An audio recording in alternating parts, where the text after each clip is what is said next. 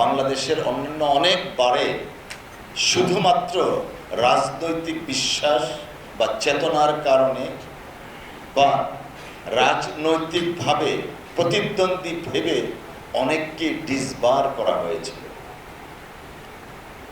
অনেক মানুষ সাংবিধানিকভাবে স্বীকৃত যে মৌলিক অধিকার, সেই অধিকার থেকে বঞ্চিত ছিল। অনেক রাজনৈতিক কর্মী তারা যখন মিথ্যা মামলাকে আলিঙ্গন করে বাংলাদেশে গণতান্ত্রিক সরকার বা রাষ্ট্র প্রতিষ্ঠার জন্য সংগ্রাম করেছিলেন, তাদেরকেও নাজেহাল হতে হয়েছিল। শুধুমাত্র নাজেহাল না, তারা যেন আইনি সুবিধা না পান সেই জন্য অনেক বিধি ব্যবস্থা পাকাপুক্ত করা হয়েছিল। তো আমরা আইনজীবী সমাজ সবসময় ন্যায়ের পক্ষে, অন্যায়ের বিরুদ্ধে। লার্নেড লয়ারদেরকে বলা হয় social leader of the society. Rainbow অ্যাক্রোপ্লাস্টে অ্যাক্রিলিক এমালশন থাকায় মুছে ফেলা যায় যে কোনো দাগ সহজেই। রেইনবো পেইন্টস, কালার অফ জয়।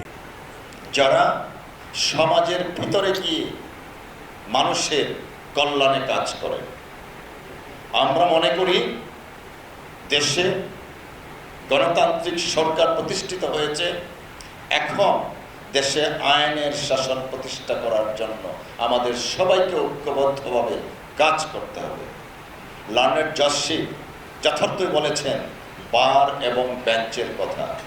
বার এবং বেঞ্চ শোল্ডার টু শোল্ডার যখন কাজ করবে, তখনই কিন্তু দেশে আইনের শাসন প্রতিষ্ঠা পাবে। আমাদের যে মৌলিক অধিকার আছে, সংবিধান স্বীকৃত যে অধিকার আছে, সেই অধিকারগুলা আমরা প্রতিষ্ঠিত করতে পারব।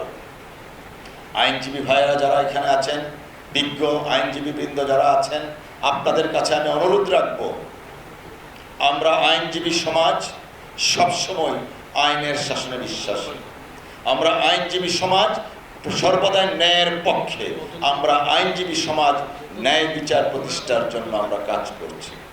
হ্যাঁ, দল থাকবে, আদর্শ থাকবে, মতাদর্শ থাকবে, কিন্তু কোনো অবস্থাতেই দলীয় কোনো ধরনের মতপার্থক্য যেন আমাদের আইনি কাঠামোকে কলুষিত না করে। বিগত দিনে অনেকেই আনফরচুনেটলি এই আইনজীবী সমিতিগুলোকে ব্যবহার করেছে, আইনি কাঠামোকে ব্যবহার করে ব্যক্তিগত সুবিধা নিয়েছে।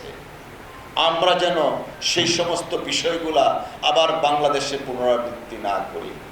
একটা কথা মনে রাখতে হবে আমাদের, আমরা যারা আইনজীবী সমাজ আইনের শাসনের জন্য আমরা সংগ্রাম করেছিলাম, আজকে আমরা যেন আইনি কোনো প্রথা ভঙ্গ নিজেরা না করি। মাননীয় প্রধানমন্ত্রী চেষ্টা করছেন, তিনি বাংলাদেশের টেকনাফ থেকে তেঁতুলিয়া, রূপসা থেকে পাতুরিয়া ঘুরে বেড়াচ্ছেন বাংলাদেশের মানুষের সামগ্রিক উন্নয়নের জন্য, দেশে আইনের শাসন কায়েম করার জন্য। যে বিচারহীনতার সংস্কৃতি বাংলাদেশে ছিল, সেই বিচারহীনতা সংস্কৃতি থেকে আমরা মুক্তি পেয়েছি, কিন্তু এখন বিচার বিভাগকে শক্তিশালী করার মাধ্যমে আইনের শাসন আমরা কায়েম করতে চাই।